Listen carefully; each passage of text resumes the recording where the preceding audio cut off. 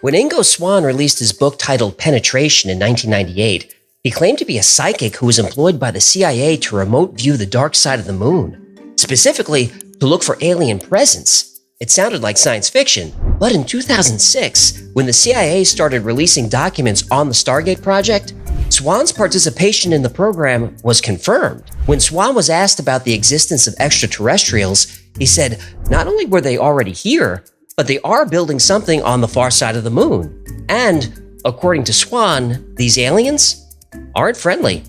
Let's find out why.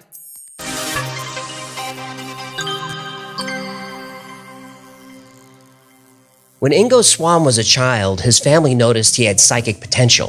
When he got older, he wanted to explore this talent, so he began volunteering for experiments in ESP. At first, researchers tested Swann to see if he could influence plants with mental activity, or alter the temperature of an environment using his mind. And Swann was successful enough that more and more scientists became interested in him. But it was a few years later where Ingo Swann would find his specialty. In the early 1970s, Swann was part of a study for the American Society of Psychical Research, and this study involved Swann sitting in a chair and attempting to project his consciousness into sealed boxes, which contained symbols that Swann would try to read. During one experiment, he was asked to see what he saw inside of a box, and Swann said he saw nothing, just darkness. The researcher was disappointed and said, "Oh, that's too bad, let's try something else." Swann said, "No, I see darkness because the light bulb inside the box is burnt out." The researcher was puzzled. He walked over to the box, opened it, and sure enough, the light was out, and a star was born.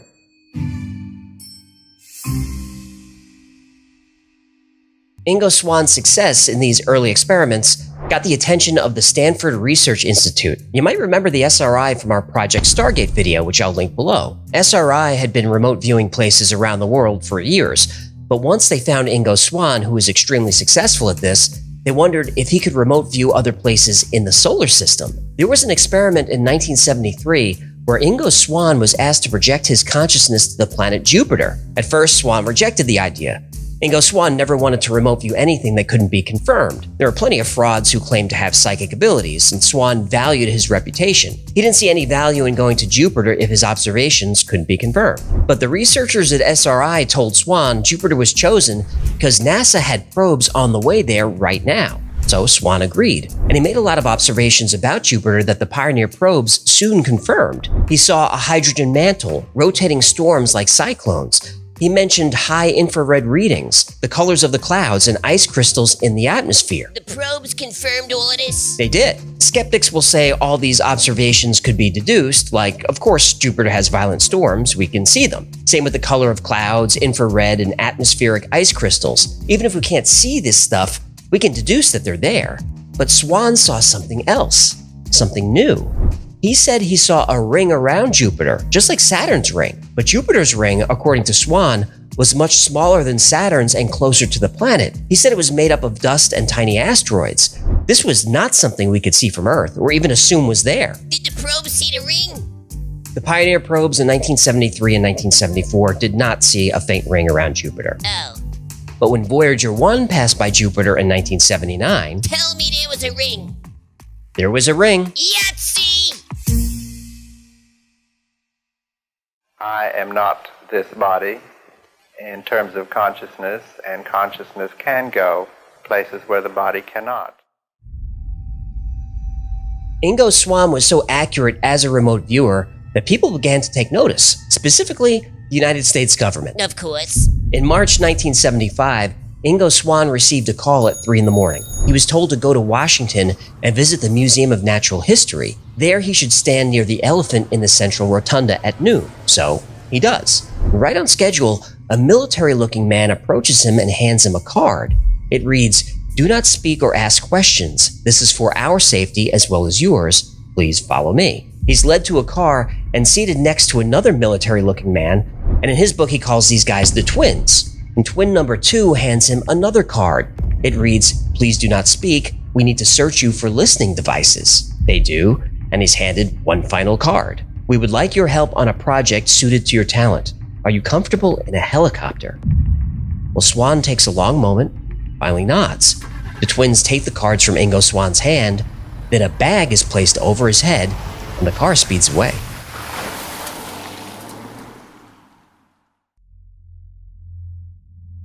Though Ingo Swann couldn't see, he felt that he was driven around in circles. Eventually, he's led from the car where he hears a helicopter spinning up. His face still shrouded, he's buckled in and flown to a location in or near Washington, D.C. When the helicopter lands, Swann is led to a quiet building and then into an elevator. The doors open and the bag is finally removed.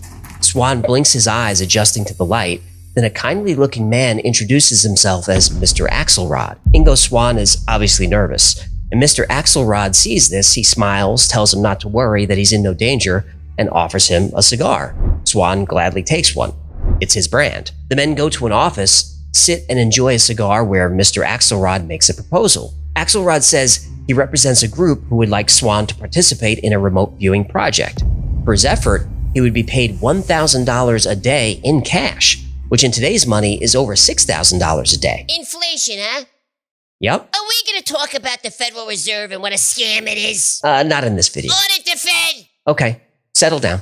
So, Ingo Swann really needs the money, but to get it, there are a few catches. First, he can't reveal any of this to anyone and can't speak of it for at least 10 years.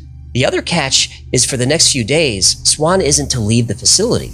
He'll be provided with a comfortable room, TV, a gym, swimming pool, and anything he needs, but if he takes the job, he stays on site under constant surveillance. Now, Ingo Swann is quiet for a while. As crazy as the past few years have been, he's never been through anything like this. Mysterious calls in the middle of the night, clandestine meetings, subterranean facilities, and now a kind but strange man offers him a lot of cash for an unknown mission. Axelrod sees Swann processing all of this and finally asks if he agrees to the terms. Swann nods that he does. Axelrod puts out his cigar, shakes Swann's hand, and says, "Good, get some rest. Tomorrow, we begin."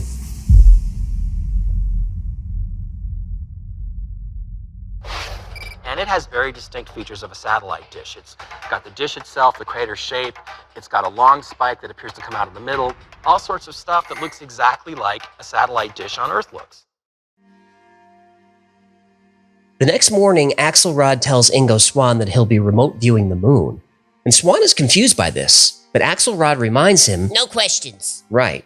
And Swann is given a list of coordinates and goes through them one by one. Some locations, he doesn't see anything, but others he was able to view large cliffs, see craters, dunes of white powder, all the things you'd expect to see on the moon. Finally, Swann comes across something interesting and confusing. He describes seeing tracks on the surface, tracks that seem to have been made by tractors or some kind of machinery. He sees patterns that look like they were made by wind, even though the moon has no atmosphere.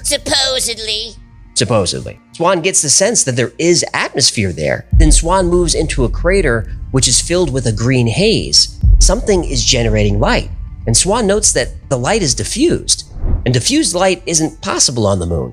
You need an atmosphere to scatter the light, so if it's not the atmosphere, what is it? He moves closer to the light. Swann sees something that looks like an airfield.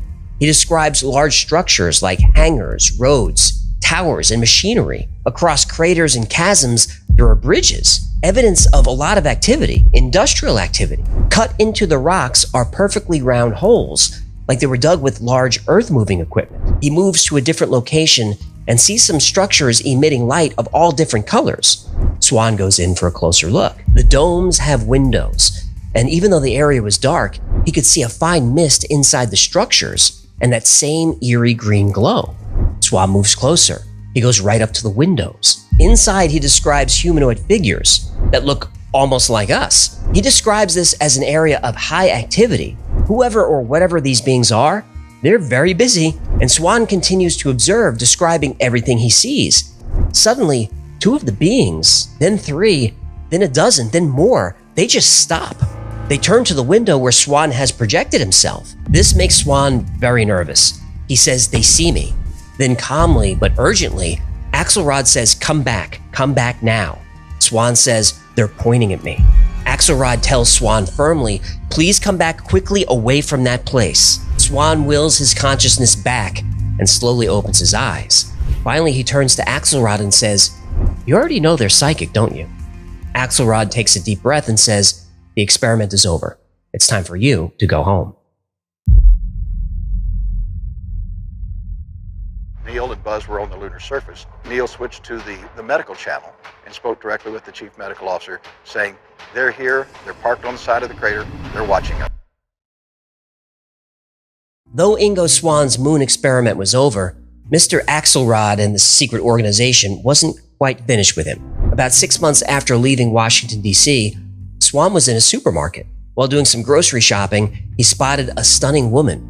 He describes her as one of the most beautiful women he'd ever seen. What was she wearing? Don't be creepy. Hello, I'm asking for science.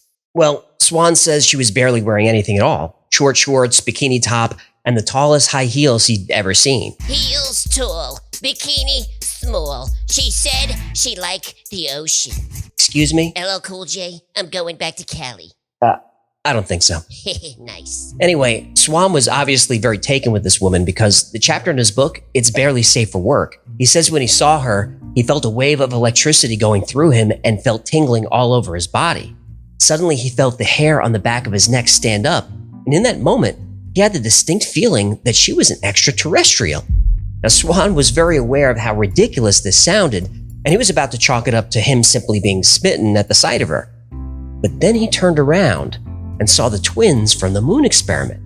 So he panics and runs out of the store. But later that evening, he receives a phone call, and he's told to fly to New York immediately and be in Grand Central Station the next morning and wait for contact. Of course, he goes. When he gets to Grand Central, he sees one of the twins standing near a payphone. He gestures at Swann to come over. The phone rings. It's Mr. Axelrod. Axelrod asks all kinds of questions about his interaction with the woman, and Swann relays the story. At first, Axelrod is suspicious. He demands to know if he knows her, if she saw him, if she might be following him. Now, Swann doesn't understand any of this, and he starts to become frightened and tells Axelrod he's never seen her before and has never had any contact with her. Now, finally, Axelrod tells Swann, just stay away from her. Swann asks who she is. Axelrod says all you need to know is that she's very dangerous. Swann says he understands, and they chat for a while, and Axelrod asks him how his remote viewing success rate is doing. Swann says he's almost 65% accurate, but not quite there. So Axelrod says, when you get to 65%, write the number 65 on a note on your desk and leave it there. Tell no one, we'll be in touch. And just like that, Axelrod hangs up. And Ingo Swann doesn't hear from Axelrod for a year, but he finally gets his remote viewing success rate to 65%. And just as he was instructed, he writes the number on a slip of paper and places it on his desk and goes home for the night. Now, even though his office is locked and nobody knows the code, when he gets in the following morning, the note is gone. And on his desk is what looks like a light dusting of powder. And in the powder, someone scribbled 2 words, expect contact. A few days after Ingo Swann was told to expect contact, he was heading to the university cafeteria when Mr. Axelrod appeared. Axelrod walked right up to Ingo Swann, shook his hand, and asked if he could get away for 3 or 4 days. Swann said sure, and asked where they were going. Axelrod smiled at him and asked, have you ever seen a UFO? Holy shit! That is the indicated sound outer spacey, doesn't it? Do you hear that? That whistling sound?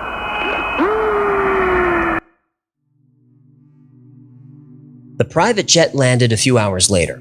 Ingo Swann wasn't told where they were, but they had been flying due north for hours, so he assumed this was Alaska. It was the middle of the night and very dark and desolate. Mr. Axelrod, the twins, and Ingo Swann then climbed into an unmarked van. Swann was given a thermalized jumpsuit and asked to remove everything metal. They drove 2 hours through winding mountain roads before stopping under a group of pine trees. Axelrod said that it's very important that we're as quiet as possible. It's a 45-minute hike to their destination, and they can't talk or make any noise whatsoever. Swann nodded in agreement, and they ventured out into the wilderness. The twins were wearing what Swann thought to be night vision goggles because he could barely see a few feet in front of him. In fact, during some parts of the hike, he had to be led by the arm so he wouldn't fall into a creek or a hole or stumble over unsteady ground. They finally arrived at the edge of a lake, and Swann asked what he was supposed to do. Axelrod whispered that he should just observe and observe in complete silence, and also to be as still as possible. Axelrod said they detect heat, noise, and motion like mad. Swann's eyes went wide and he mouthed the word, they? Axelrod just brought his finger to his lips as if to say, shh. So, the 4 men sat in silence for a long while until one of the twins made some kind of hand gesture. Axelrod said, it's begun. At first, Swann didn't see anything. just a fog coming off the lake. But slowly the fog began to change. Swann said the fog was emitting light, at first neon blue, which slowly changed what he called angry purple. The fog started getting thicker and thicker, and then up from the lake, a triangle-shaped craft emerged. It was about 90 feet wide and emitted a pulsing hum. Suddenly, beams of light were shooting from the craft, hitting different locations around the area. One of the twins shouted, "We have to move." So they did. Then a beam of energy hit the area where the men were, and Swann remembers hearing a loud crack like lightning. And Swann was so stunned he couldn't move. He had to actually be dragged from the area. And Swann looked over his shoulder and saw water from the lake somehow being pulled into the craft. He described it as a reverse waterfall.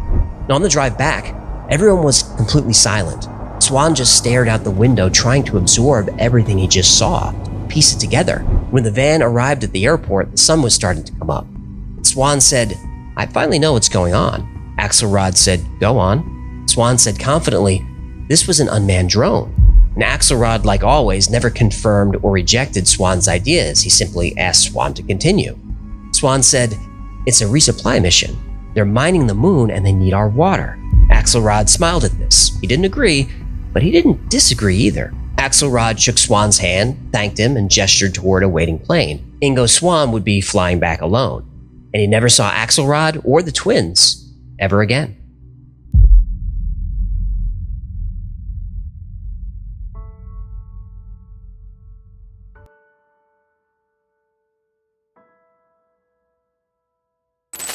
Ingo Swann kept his word and didn't speak of any of these events for years. He eventually published a full account of the story in his book Penetration, which I'll link below. It's a great book. Ingo Swann tells the story with a lot of flair, so if you're interested in stories like this, it's a must-read. But here we go. how much of the story is true? I hate this part. I know, but we have to do it. Yeah, I know. So let's break down Ingo Swann's story into its parts and see if we can figure out what really happened. We've got the Jupiter mission, the moon mission, the extraterrestrial woman, and the UFO encounter. So let's start with the woman in the supermarket. Ingo Swann felt that this woman was an alien. He thought that maybe an alien or android made to look like an attractive woman was following him. Now, this was the chapter that was most difficult for me to believe. So he didn't see a sexy E.T.? I think he saw the woman, but she was probably human. He was under surveillance by the twins, who we now know to be CIA operatives. I think the most logical explanation is that she was a Soviet spy. Honeypot! Yeah, I think so. This was the 1970s, and during this time, the United States and Soviet Union were in the middle of what you might call a psychic arms race. We know this from CIA records. We also know that the US was full of Soviet spies. Next, the UFO encounter. This was another tough one for me. It was just a very tidy story. Mr. Axelrod knew exactly where it would appear, how it operated, what it would be doing. I mean, if he wanted Swann to confirm something about the craft, I think he could have done that remotely.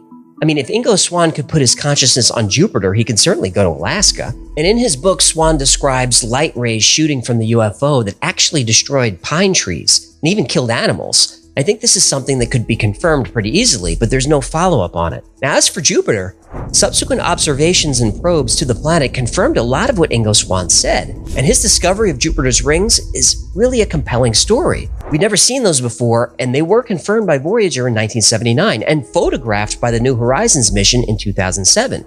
Finally, the moon. And this is where things get really strange.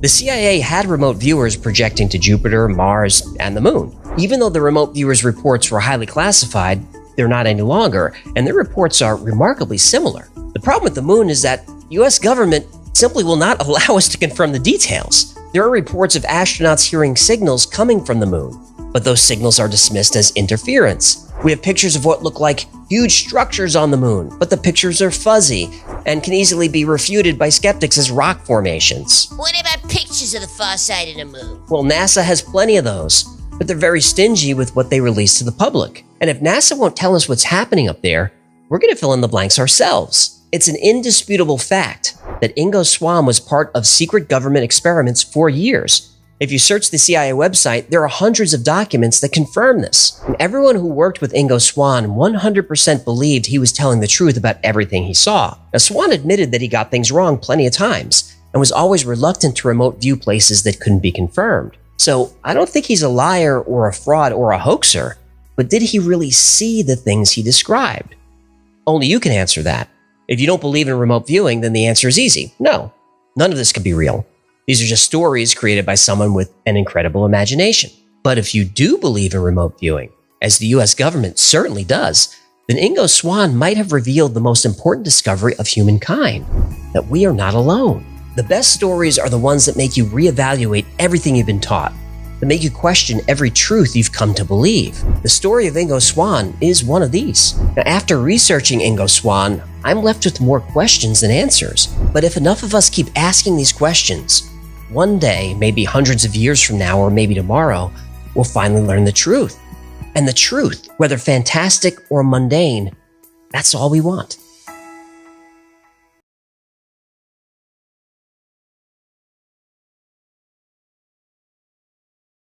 Famed remote viewer Ingo Swann saw structures on the far side of the moon.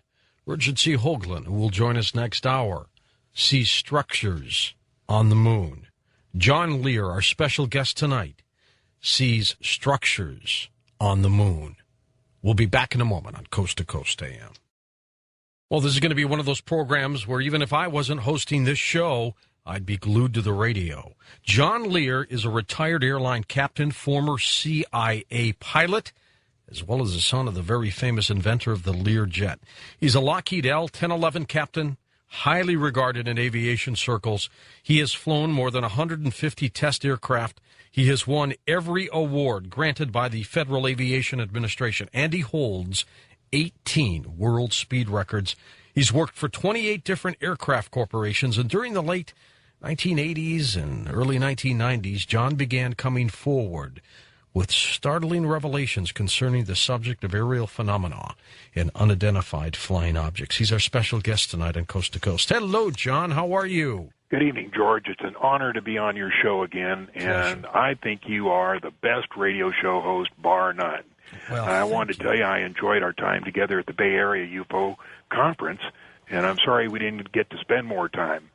I got to tell you, it is a delight for me after so many years to interview guests like you, like Richard, and then when I meet you for the first time, it's really a treat for me. I mean, I never get over it. I'm still like a kid when I meet my very favorite baseball player when I was a little guy.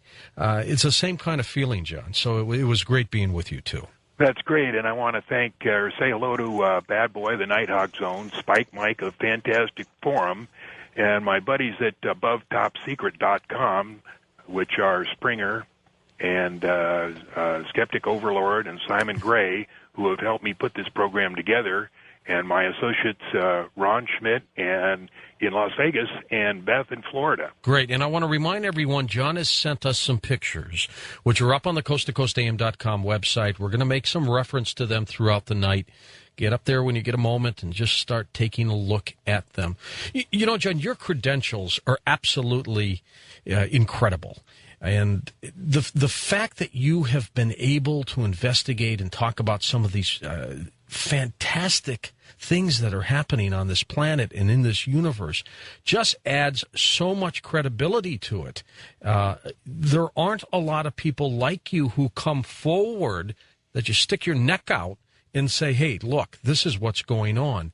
But I'm beginning to feel like people with credentials like yours are beginning to do that now. Am I right in that feeling? Yeah, most of the guys that know what's going on are hampered by their security clearance.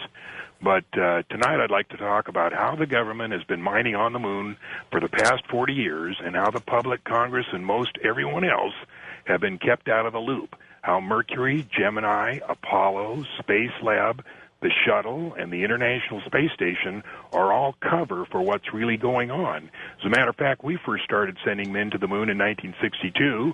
We were going to Mars in 1966 and have traveled throughout the solar system since then.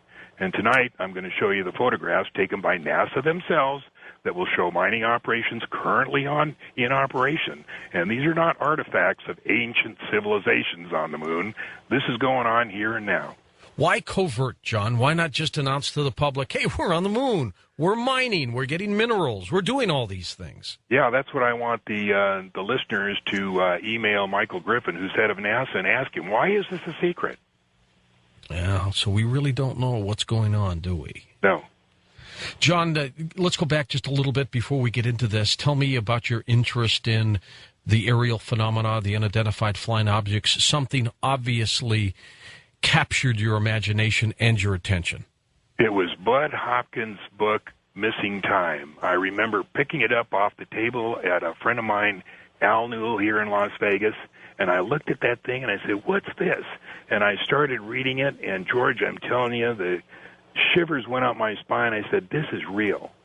And one thing led to another. I eventually got to meet Bud in New York, and it was kind of funny because I was flying for American Transair, and I was so anxious to meet him that I had just come over from a flight from Paris. I had all my bags in my bag and my flight bag and my hang-up bag, and I went directly to Bud Hopkins' house, and I rang the doorbell, and when he answered it, he was in a kind of looked shocked. He thought I was moving in, and all I did is, I had my stuff from the flight. And so anyway, we hit it off good, and he tried to do a regression. He said, look, you can't have this interest without having been involved, and nothing came of it, but that's what started it. Bud Hopkins' book, Missing Time. You took a little hiatus for a while, and now you're coming back strong again. Yeah, I had a little time there when I thought that maybe I shouldn't be talking about this, but fortunately that passed, and now I'm back. All right. Well, do you still get calls from some of your friends and colleagues who have flown, and do they still pass information on to you? Yeah, as a matter of fact, the airline I left, which was not ATA, a couple of months ago had a funny thing. The flight engineer called me. He said, you're not going to believe this. He said, they were in a 747 headed towards Seattle from back east, and they were over Chicago. It was at night, late at night, and they're headed westbound, and center comes on and says, traffic 12 o'clock, 20 miles, 2,000 feet below you. And so they're looking out for this traffic below them, and here comes this huge white object, and it comes almost to within a mile of their craft, and then just instantaneously heads for the north and disappears in about 5 seconds. And they're all sitting there stunned, and the co-pilot finally says, now there's something you don't see every day. And, of course, they all burst out laughing. Tell me a little bit about some of these photos that you gave us that we have posted on the website. Okay, we have the photos starting with Apollo 8-12 2209. It shows a picture of the Lamonsanov crater, and what it shows is a city. And I'll tell you how I got into this. A few years ago, somebody sent me some pictures by Art Swaney, who did drawings of stuff on the moon that he could see through a telescope. And that put me into a friend who called me Bob Chirilla in Chicago, and he said, when you're in town, I want to show you something. And he showed me a book written by a guy named Charrington in Canada, who had a really good photograph of Lunar Orbiter 2-162, and that was an oblique photo of Copernicus. And he showed me some tanks, vertical, tanks, 4 huge ones standing up on the hillside, and that's posted in the pictures you got. That led me, about the same time, I saw Richard Hoagland's Moon-Mars connection about the 6-mile-high object in the middle of Sinus Medai. Right. And so I ordered some photos from NASA of these pictures of Copernicus. Here's the deal, George, and here's how it got so interesting. Now when you order pictures from NASA, you don't order it from them, you order it from National Space Science Data Center or one of the contractors. Somebody sent me, and I'll never know who it was, a 16 by 20 negative of 162H, Lunar Orbiter 2, oblique photo of Copernicus, which had not been airbrushed at all. And that stuff is, anybody can look at it. It's on abovetopsecret.com. You can go to that website and see that thing. What happened is I had no way to print a 16 by 20 negative, so that thing sat in my garage for 2 or 3 years until the technology got to the point where I could go downtown and get somebody to print it. When I did, it was spectacularly clear. I took it over to Bob Lazar's, and it was so big that he had to make 4 different scans of it, and those are on AboveTopSecret.com. And we started looking at it, and it was just really interesting. Those photos sat around for maybe 2 or 3 years, and then finally I went to AboveTopSecret.com, and they wanted to put them on their forum, which they did, and it attracted so much interest. I think that one forum now, or that one thread, has got over 130,000 views now, and people started to contribute. Yeah, I see this, I see that, and we just amassed all these things that were going on Copernicus. It's obviously a mining operation. You can look at the photos that I gave to Lex that are posted on C2C. Mm-hmm. You can see cranes. Story, which is absolutely incredible. He's the one who hacked into U.S. websites, military websites, including NASA. Back to the moon for just a moment. So you say we went up there in 1962. What do you think the purpose was? Was it to begin mining or just to do more military work? Well, we have a laser weapon on the moon. We have a lot of stuff up there. I don't know all that's up there, but the mining is the big thing. And you might wonder, who owns the mineral rights of the moon? Did you ever wonder that? Good question. Well, you'll find that 95% of the mineral rights on the near side of the moon and 50% of the mineral rights on the back side of the moon are owned by a group of 3 individuals. They're Americans. They've had it for 25 years. And in fact, this same group owns the mineral rights to most of the solar system. And you can check this out in the website or Google Universal Mineral Leases Registry, and you'll find their names. They're government contractors, some of them. Are they Dr. Joseph A. Resnick, Dr. Timothy R. O'Neill, and Guy Kramer. And they own all that. Now, how they got it, I don't know, but it's theirs. I mean, did they have to write a huge check for this? Apparently, they didn't have to write anything. But, just Google Weird. it. Okay. Google Universal Mineral Leases Registry, and those 3 names, Resnick, O'Neill, and Guy Kramer, and they all have little government little companies that contract stuff to the government. Now, there was a space treaty that said that nobody would own the mineral rights. That's right. No country. But apparently, there was nothing in it that said an individual couldn't own it. So these 3 are out there. They're alive and kicking somewhere. Absolutely. They're working. They've got companies, and they're the ones who hold all the rights. That's incredible. I got to find them. I've got to find these people. Can you imagine if they are mining the moon, how much money they are making? Yes. If it's helium-3, they could be making billions and billions. Now, we don't have, the capability, at least that we know of, to use helium-3. As a matter of fact, I was talking to Bob Lazar this evening, and he sent me an email. I said, "Can we use helium-3 right now?" He says, "No, it's kind of a future fuel. Once we get fusion reactors working and on an efficient basis, helium-3 would be a useful fuel. As of today, though, we have no fusion reactors, nor have we produced a sustained fusion reaction. Or have developed the containment necessary to allow the reaction to continue without eventually destroying the magnetic or laser system." So we could be just storing it up. We could be storing it up, but the problem is that the plasma generator in the fusion reaction is as hot as the interior of the sun, and it's difficult to deal with a stuff like that. It also generates neutrons, which destroy the matrix of metals, making them brittle and crumble after time, no matter how tough they are.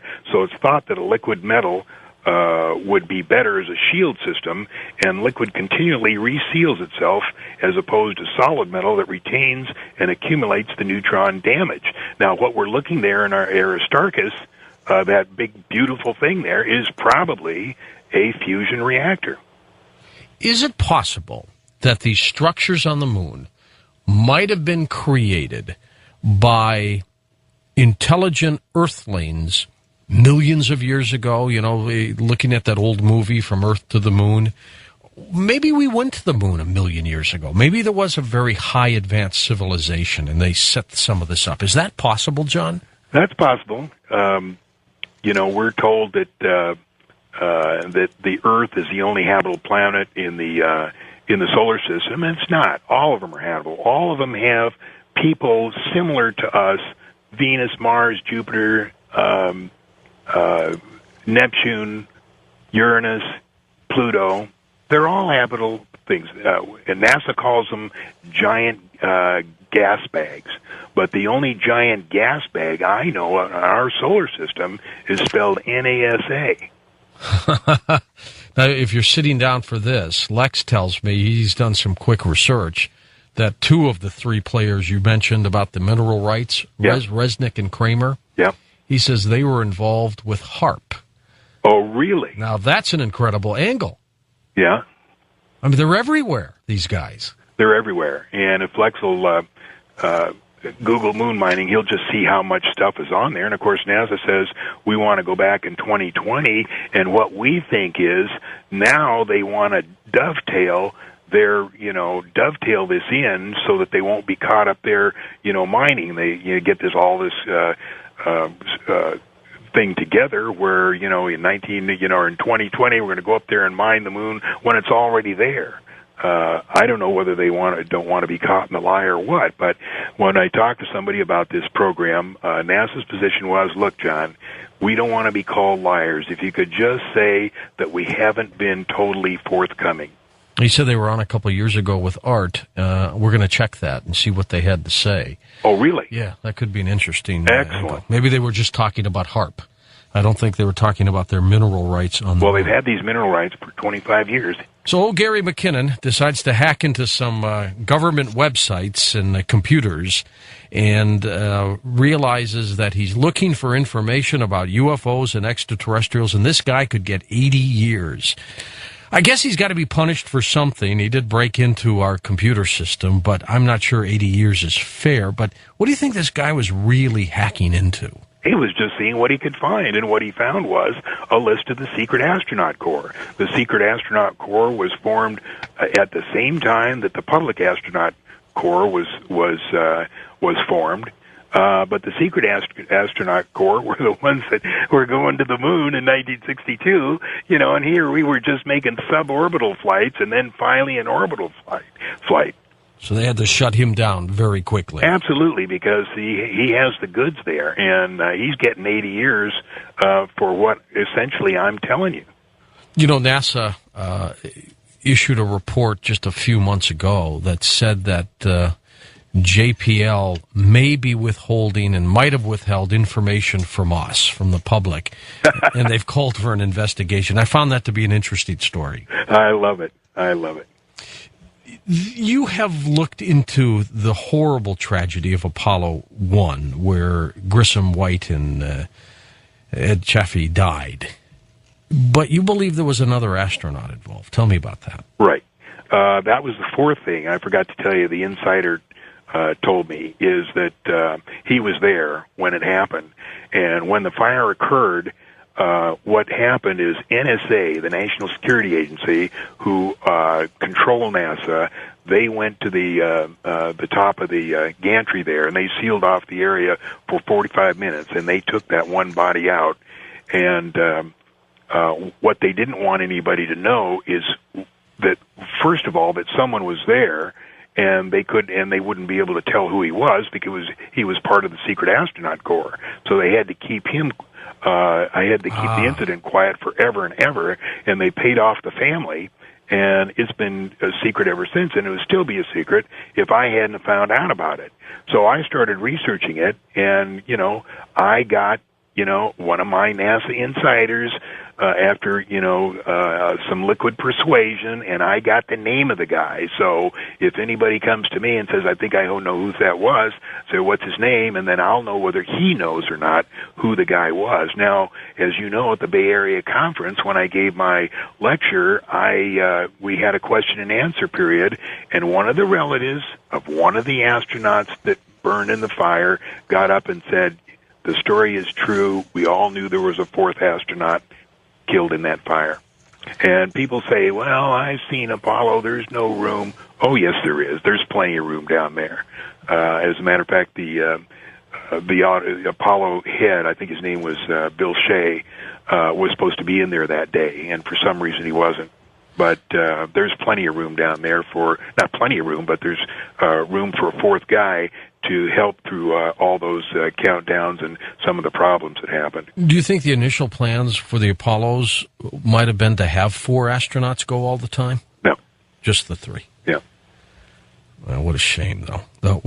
Definitely a tragedy. And again, the reason to cover it up is because it was the secret corps. Right. Jeez. I mean, John, how much of this has been going on, and for how long? I mean, it seems like there's every area of government where there's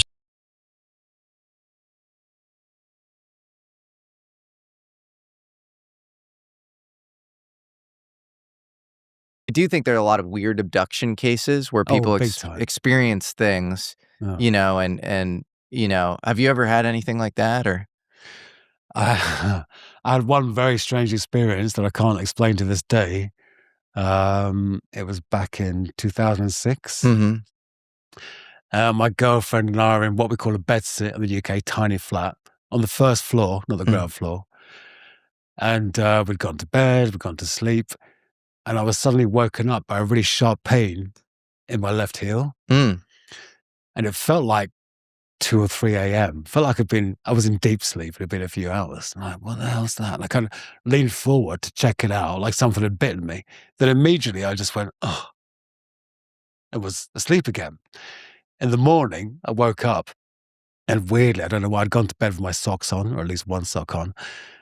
And then I remembered what had happened during the night, and I pulled the sock off, and in my left heel, there were 2 perfectly circular holes, both about 5 millimeters in diameter, and one still had a flap of skin hanging off it, like a hole punch used for paper, but about this far apart. what? I know.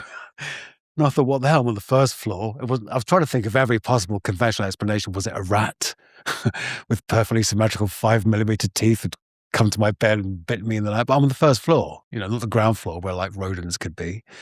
No explanation whatsoever. I can't say much more than that, but I did later as I got more into electronics and electromagnetics. I did like scans and stuff, and Did anything come up? couldn't find anything wrong. But a few years later, I found out, because this is something I'm always researching and looking for an answer, because I still haven't got one.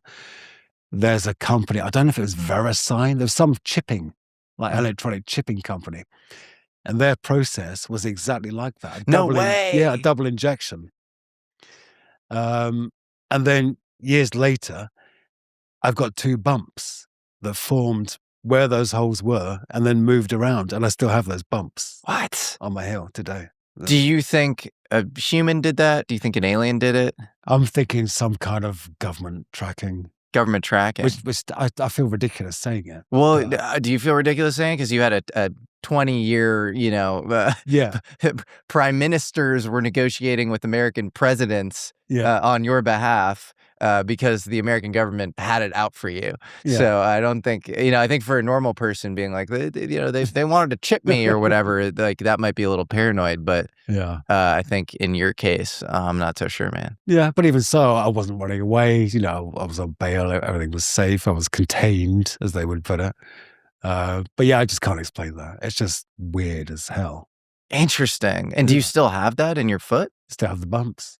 Can I see him? Yeah. I hope no one's got any foot fetishes or the opposite. Maybe Oh. you can start an OnlyFans after this. All right. Striptease time. But you've not done this before. This is wild. Are we ready? Yeah. Yeah. So this company, Veritas, No, I think it was VeriSign or something. So, VeriSign, I might have. It definitely began with a V, but I can't remember. and they do these little chip implants. Yeah. So when I woke up with the holes, they were kind of round here in the corner, but now they've moved slightly. So one's there, it's a lesser, Whoa. and the other one's there. Well, the other one's big. Yeah. Like, that's, like, very easy to spot. Yeah, and that's the other one. Okay. I think that's shrunk over time, actually. Yeah, it feels smaller. Yeah. Whoa. Weird. The company Gary is talking about here isn't called VeriSign. It's called VeriChip. And yes, it's done work in human microchipping. In fact, the company has produced a tiny RFID microchip about the size of a grain of rice that implants under the skin, transmits a unique ID when scanned, and links to a database with personal or medical information. This chip is essentially a permanent tracking and identification tool. To think something so small can connect you to everything that matters. When your life and all you love are on the line. The chip was introduced to the market in 2002, just a few years before Gary's experience in 2005. And according to Gary, the company's double injection method would cause something that looks exactly like the two bumps on his foot. I'll let you decide if that's a coincidence or not. If you look a little deeper, VeriChip's corporate lineage runs through Applied Digital Solutions, and prospectus filings show that the implantable microchips themselves were ultimately sourced from a subsidiary of Raytheon. What we do saves lives. It protects peace and democracy throughout the world. Yes, that Raytheon, one of the largest defense contractors in the world, deeply embedded in military systems, missile guidance, radar, and classified electronics. By the end of the 2000s, VeriChip themselves had secured the rights to technology that would allow the chips to detect viruses from inside the body, including strains like H1N1. The proposal described an implant that could determine whether a virus was present, what kind it was, and how serious the threat might be. At that point, the device would no longer just be identifying a person. It would be monitoring their unique physiology and biomedical data. Completely dystopian, to say the least. And even more dystopian, knowing that this tracking technology was likely used in retaliation on an ordinary citizen like Gary McKinnon. So if that were surgically removed, what do you think you would find? I don't know, maybe 2 lumps of unanalyzable material. I don't know. I think I didn't have so much good equipment back then, but now I have really good stuff for electromagnetic analysis, radio frequency analysis. And I'd rather do that first before having it removed. You should do all that. Yeah. You should do it like tomorrow. Okay. I'll ask my local doctor. I'm just saying, you know, you don't want the names to go missing like in the, non-terrestrial officers. Right, yeah. Like you want it, you get like do it now, Get you know? records. Yeah, figure it out. Oh. So I joke, we're in between your implant experience and then this possible space supply chain for anti-gravity materials, and I don't know where to go. My head's exploding. Wow. What do you think this chip in your foot, like, does it ever like burn or buzz or? No, it sometimes glows. No. So there's nothing. You've gotten no incremental information on it outside of. Just a couple of lumps that have moved over time towards the inside of the arch of the foot. Strange.